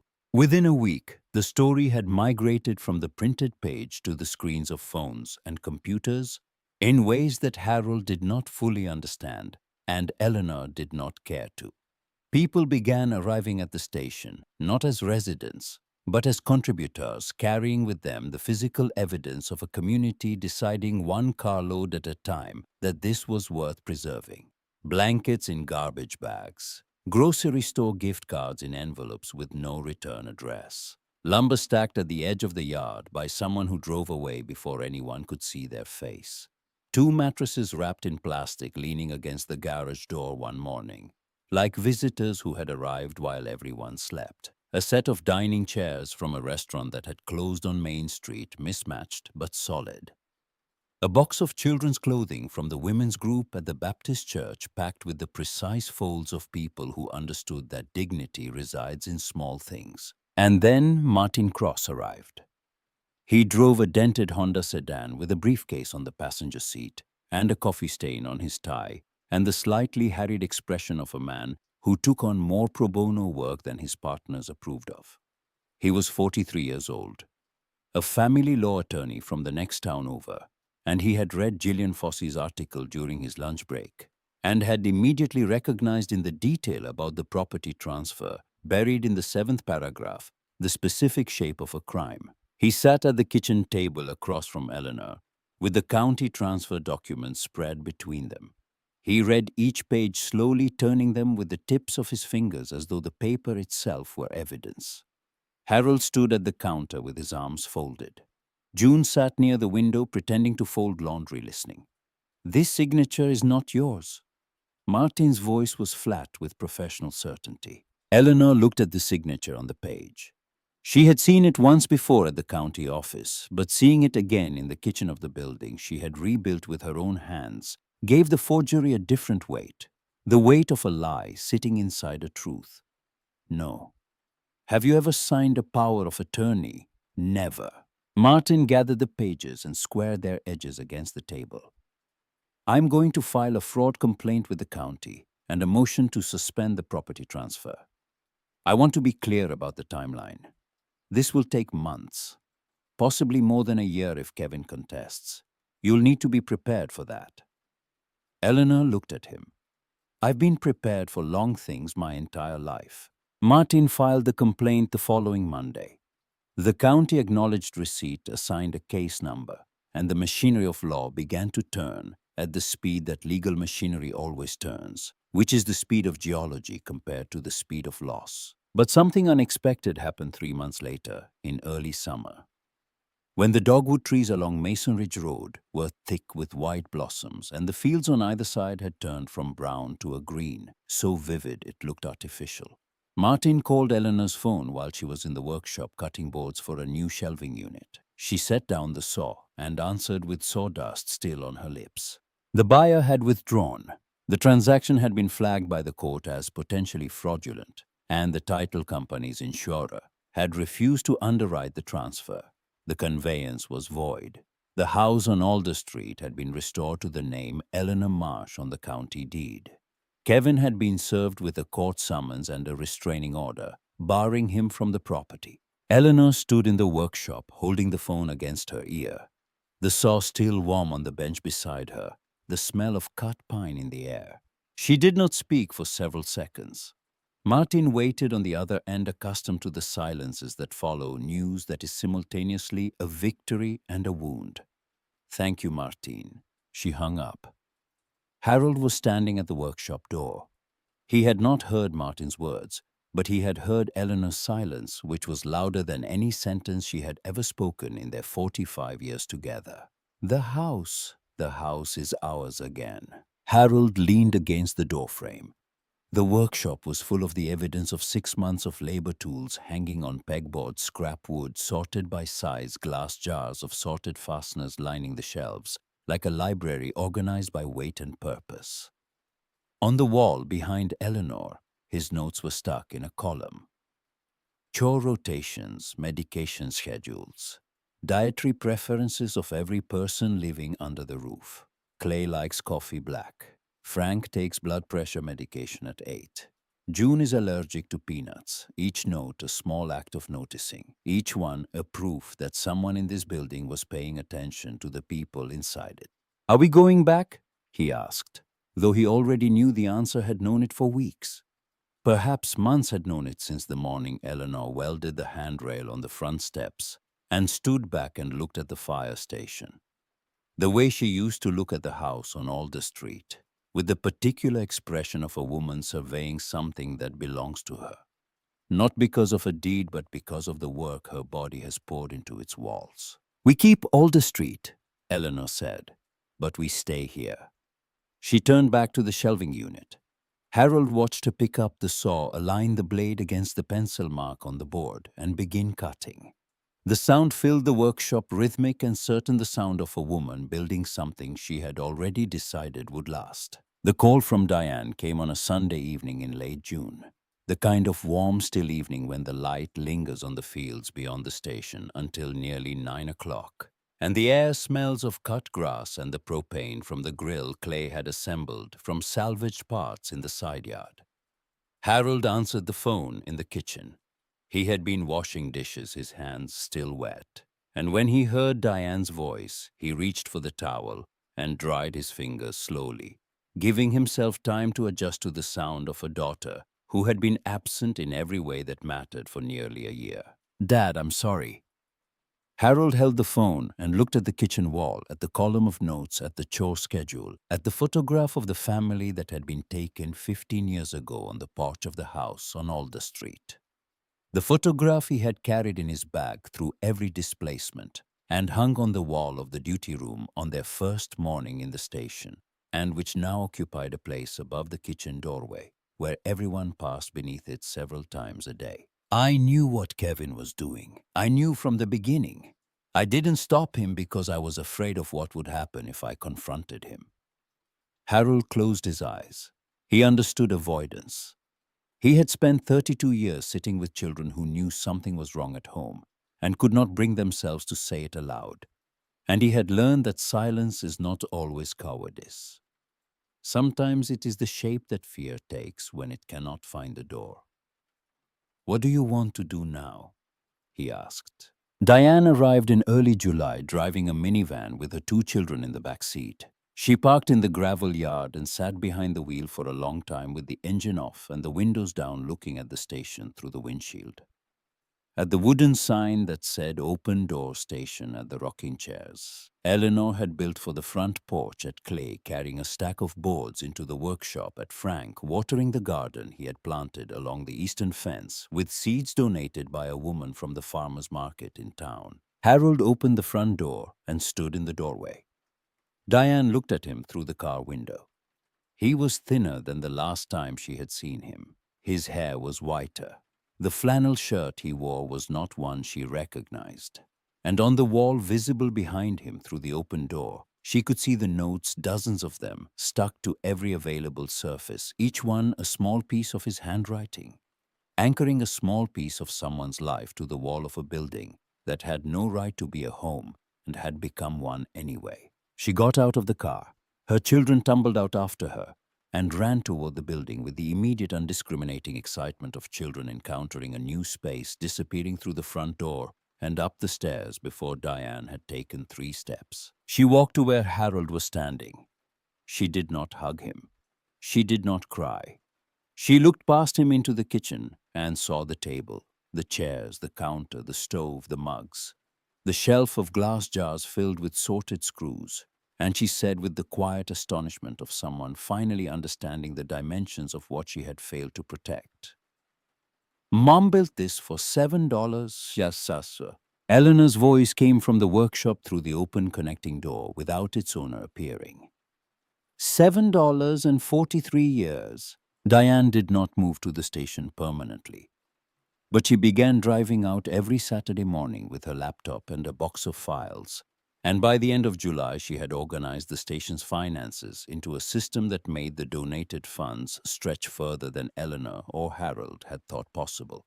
She set up a checking account. She filed quarterly reports. She tracked every expense and every donation in a spreadsheet that grew longer each week.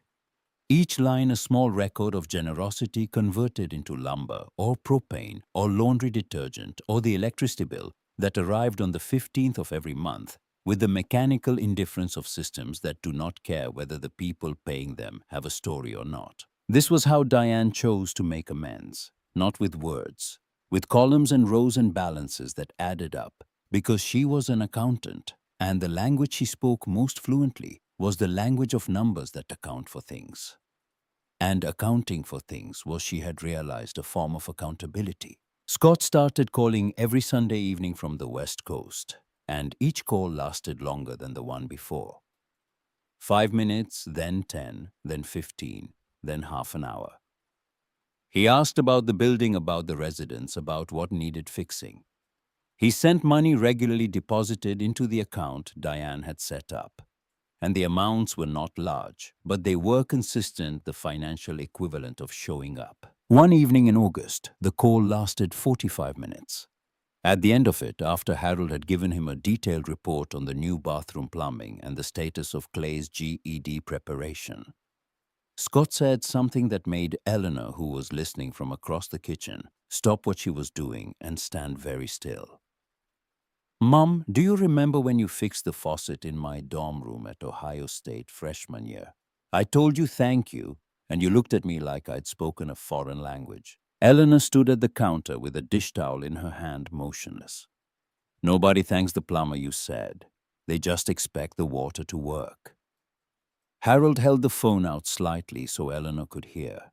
She did not take it. She did not move closer. But the corner of her mouth shifted just slightly, the smallest possible movement in the direction of a smile. I'm thanking the plumber, Scott said. 2 weeks later, a package arrived at the station addressed to Eleanor Marsh. Inside was a new tool set, a crescent wrench needle, nose pliers, wire cutters, a torpedo level, and a hard hat with the word boss written across the front in black marker, the letters slightly uneven, clearly hand-drawn. Eleanor held the hard hat for a long moment, turning it in her hands, reading the word from every angle. Then she put it on and walked into the workshop and did not take it off for the rest of the day. Not because of the word, because her son's hand had written it, and she could feel the pressure of the marker in the shape of each letter, the way she could feel the pressure in a pipe joint by running her thumb across the weld. The day Kevin returned was the last day of February, the kind of day that exists in the space between winter and spring when the air is cold, but the light has changed, carrying in it the first distant rumor of warmth. His SUV pulled into the yard slowly this time, without the decisive speed of the previous visit. It stopped near the garage, and the engine idled for a full minute before it shut off. Kevin did not go inside. He got out and stood beside the car with his hands at his sides, looking at the station. The wooden sign, the rocking chairs on the porch, the workshop door propped open with a brick. The garden along the eastern fence dormant now, but with the raised beds visible the architecture of growth waiting beneath the surface. Harold saw him from the kitchen window and went out alone. Kevin looked different, thinner. His hair was uncombed. The overcoat was the same one from a year ago, but it hung on him differently, as though the body inside it had contracted. No briefcase, no polished shoes, sneakers with mud on the soles, and a shirt collar that was not crisp but wrinkled in a way that suggested it had been pulled from a pile rather than a hanger. "Can I come in?" Harold studied his son's face with the practiced attention of a man who had spent 3 decades reading the faces of frightened children. And what he saw was not the Kevin who had presented an investment plan in the kitchen on Alder Street. That Kevin had been armored. This one was not. This Kevin's eyes were red at the edges and his jaw was unshaven, and his hands, when he lifted one to rub his face, trembled with the particular vibration of someone who has been holding himself together for a very long time and has recently stopped. Harold stepped aside. In the kitchen, the evidence of a year's worth of living was everywhere. June sat near the window with her infant daughter, asleep in the wooden cradle Eleanor had built. Its pine slats sanded smooth, its joints joined without nails, held together by the kind of precision that does not need fasteners because the cuts are that exact. Clay was at the corner of the table with a GED practice test in front of him, a pencil in his hand, and the focused expression of a young man who had discovered to his own surprise that he was not stupid. Frank sat at the other end cutting stamps from donated envelopes, a small pile of colorful squares accumulating beside his coffee cup. Each one saved for the baby who had been born in this building, and who would, Frank had decided, grow up knowing that the world contained small, beautiful things if you took the time to collect them. Kevin sat down at the table. He did not place a briefcase on it. He did not announce a plan. He looked at the cradle, at Clay's test, at Frank's stamps, at the notes covering every wall at the kitchen that smelled of coffee and laundry soap, and the particular warmth that accumulates in a room where people have been eating together for months. Eleanor came in from the workshop, sawdust on her forearms, the hard hat with boss written on it pushed back on her head. She stopped in the doorway and looked at Kevin the way she looked at a pipe system, before putting it under pressure, examining every joint for weakness, every seam for the potential to fail. She did not sit. When you were in 8th grade, your friends made fun of you because your mother was a plumber. A woman with a wrench and a blowtorch. You stood there in the hallway and said nothing. You didn't defend me. I knew about it. I never brought it up because you were a child and children are allowed to be ashamed of things they don't understand yet. Kevin's face went rigid, the muscles along his jaw locking into place as though bracing for impact. But you're not a child anymore. You forged my name on a legal document. You sold my house. You left your father and me in an apartment that was scheduled for demolition. Her voice did not rise. It maintained the same level measured cadence she used when diagnosing a system failure, moving from symptom to cause with no wasted words and no emotional inflation. You divorced 8 months before you came to Alder Street. You owed money. You needed the house to cover your debts. You used my name like a tool and you put it back broken. Kevin opened his mouth. Eleanor raised one hand palm out, and the gesture carried such complete authority that Kevin's jaw closed as though it had been physically pushed shut. I'm not asking you to explain. I'm telling you what happened. The court returned the house to my name. Martin Cross filed the paperwork. You know this because you were served. The kitchen was silent except for the baby's breathing in the cradle, and the sound of the pencil clay had set down on the table, rolling slightly toward the edge before stopping against his wrist. Kevin looked at the table surface.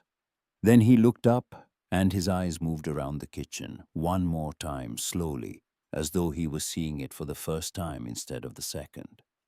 The cradle, the stamps, the practice test, the notes on the wall, the hard hat on his mother's head. The photograph above the doorway, the family portrait from Alder Street, hanging in a building that had not existed as a home when the photograph was taken. I'm sorry. 2 words. No qualifier, no context. No explanation attached like a receipt. Eleanor held his gaze for a long time. The sawdust on her forearms caught the light from the window. Sorry doesn't rekey a lock that was changed behind my back, but I heard it. Kevin stood up. He moved toward the door, stopped, turned back. His eyes went to the cradle again, to the smooth pine slats, to the precision of the joints. That cradle. You built it. Yes, it looks like the one I slept in. Same wood. Something moved across Kevin's face that was too complex to be called any single emotion. It was the expression of a man standing in front of evidence that he has been known his entire life by someone he underestimated, and that the knowing was not sentimental but structural, built into the grain of things, inescapable. He left without another word. The SUV pulled out of the yard and turned onto Mason Ridge Road and disappeared. Harold found the envelope on the chair where Kevin had been sitting. Plain white, no name written on it. Inside, a cashier's check for $12,000 and a handwritten note on a torn piece of paper. This is the deposit from the buyer. I canceled the sale. I'm not asking for forgiveness. The handwriting was unsteady. The letters pressed deep into the paper, written by a hand that was not accustomed to saying difficult things on a surface this small. Eleanor looked at the check. She folded it, once placed it in the plastic folder with the inspection certificate and the water test results and the property deed, and closed the folder. Harold watched her. She did not comment on the amount or the gesture or the note. She returned to the workshop. But Harold did something else. He took a square of paper from his pad, the same pad he had been using since Alder Street, and wrote 4 words on it. He walked to the kitchen wall and stuck it among the other notes between Clay Coffee Black and Frank BP Meds 8 a.m. The new note said, Kevin Coffee Black Unsweetened. Eleanor came back into the kitchen an hour later to wash her hands. She saw the note. She stood in front of it for several seconds, her wet hands dripping onto the floor, reading the 4 words. She did not remove it. She did not add to it.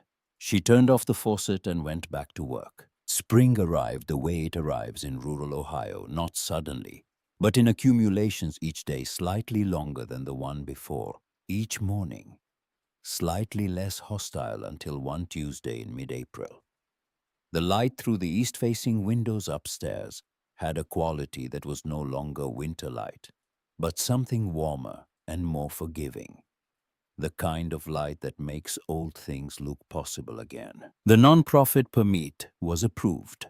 Open Door Station was now a registered community organization, its paperwork filed by Martin Cross, and its finances managed by Diane.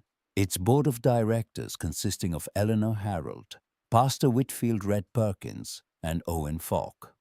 5 people whose combined qualifications included plumbing, nursing preaching, retail hardware, and residential wiring, which Eleanor noted covered most of what a house needed to stay standing. Clay passed his GED in June. He brought the certificate to the workshop and held it out to Eleanor, who was sharpening a chisel on a whetstone, the sound of metal on stone filling the room with a high, clean note. She looked at the certificate, then at Clay, then at the certificate again. She set down the chisel and reached behind her to the pegboard where her tools hung in order of size, and she took down the crescent wrench she had carried in her portable toolbox since the day she arrived at the station.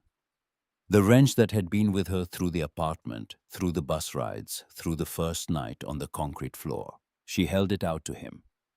A certificate is paper. This is a trade. Keep it. Clay took the wrench with both hands, and the weight of it in his grip changed something in his posture, a straightening that was not physical but structural. The alignment of a young man who had just been handed evidence that someone believed he could build things rather than merely survive them. June's baby was born on a morning in early March, when the fields along Mason Ridge were still brown, but the sky had the high, clear quality of a season that was about to turn. Harold called the ambulance. The paramedics carried June out on a stretcher, and as they lifted her into the vehicle, she looked back at the station at the windows at the sign at Eleanor standing in the workshop doorway, and she said something that only Harold walking beside the stretcher could hear. He did not repeat it to anyone. But later that day, when the call came from the hospital that the baby was healthy and June was resting, he wrote it on a note and stuck it to the wall above the cradle in the room at the end of the upstairs hallway, the room with the most light, the room where the sign that said "Quiet Room" had been cleaned and rehung. The cradle was waiting. Eleanor had built it over several nights after everyone else was asleep, working by the light of a single lamp using pine salvaged from 2 broken rocking chairs Red had delivered months ago. The wood was old and dry and fragrant, and as she planed each slat, she thought about the only other cradle she had ever built 40 years ago in the garage on Alder Street for a baby named Kevin. Same species of wood, same joinery, same hands though. Those hands had been younger then, unscarred, not yet trained by 4 decades of pressure and cold and metal. And she wondered whether the grain of the new cradle remembered the grain of the old one. Whether wood carries memory the way skin carries scars invisibly structurally in the fibers themselves. By early autumn, every bed in the station was occupied. 14 sleeping spaces, each one built by Eleanor's hands or under her supervision, each one solid enough to hold weight and private enough to hold dignity. The dining table had been replaced by the 8-seat set from the closed restaurant, supplemented by a folding table at the end for overflow. The old duty room had become a small library, its shelves stocked with donated books that Clay organized by genre, and Frank labeled with handwritten tags. The middle garage bay was now a functioning workshop and repair center. Its tools hung on pegboard in order of size, its workbenches built from salvaged lumber, its floor swept clean every evening by whoever was on the rotation chart Harold maintained on the wall. Eleanor built 2 rocking chairs from reclaimed pine and set them on the front porch angled toward the road, but close enough together that 2 people sitting in them could speak without raising their voices. She and Harold sat in them on evenings when the weather allowed, watching the light change over the fields, saying little, the silence between them no longer the silence of people who had run out of words, but the silence of people who had arrived at a place where most things could be communicated through presence alone. Harold's notes covered every wall of the station now, not just medicine schedules and chore rotations, but fragments of conversation observations. Small truths collected from the daily life of a building full of people who had come from loss and were learning slowly to construct something from the wreckage. Someone's favorite meal, someone's birthday. The date, Clay passed his GED, the weight of June's baby at birth. The name of Frank's late wife, which he had mentioned once quietly during dinner, and which Harold had written down and placed on the wall of Frank's room, without telling him, a small act of remembrance that Frank discovered the next morning and stood in front of for a long time without saying anything to anyone. The notes had become the station's memory, a distributed archive of attention and care that served the same function as the load-bearing walls Eleanor maintained. They held the structure together from the inside. One afternoon in mid-October, when the leaves on the oaks behind the station had turned the color of rust, and the air carried the first edge of the coming cold, a car pulled up to the gate and stopped. The engine turned off. Two people sat inside for a long time before the doors opened. The man who got out was in his mid-70s, wearing a wool jacket that was too large for him, now carrying a suitcase in one hand and steadying himself on the car door with the other. The woman who got out from the passenger side was about the same age, smaller, moving carefully, carrying a paper bag from a pharmacy in one hand and holding her coat closed with the other because the top button was missing. They stood in the yard looking at the building, at the sign, at the rocking chairs on the porch, at the workshop door propped open with a brick, at the garden along the fence where the last of the season's tomatoes hung red and heavy on their stakes. The woman's eyes were red. The man's face was very still, the kind of still that comes not from calm but from the effort of preventing everything behind it from breaking through. Harold saw them from the kitchen window. He set down the dish he was washing, dried his hands on a towel, and walked to the front door. He opened it and stood in the doorway. And he looked at them. And he saw himself and Eleanor standing in front of the apartment building 11 months ago with two suitcases and the remainder of a life that had been taken from them while they were inside it living. The woman spoke first.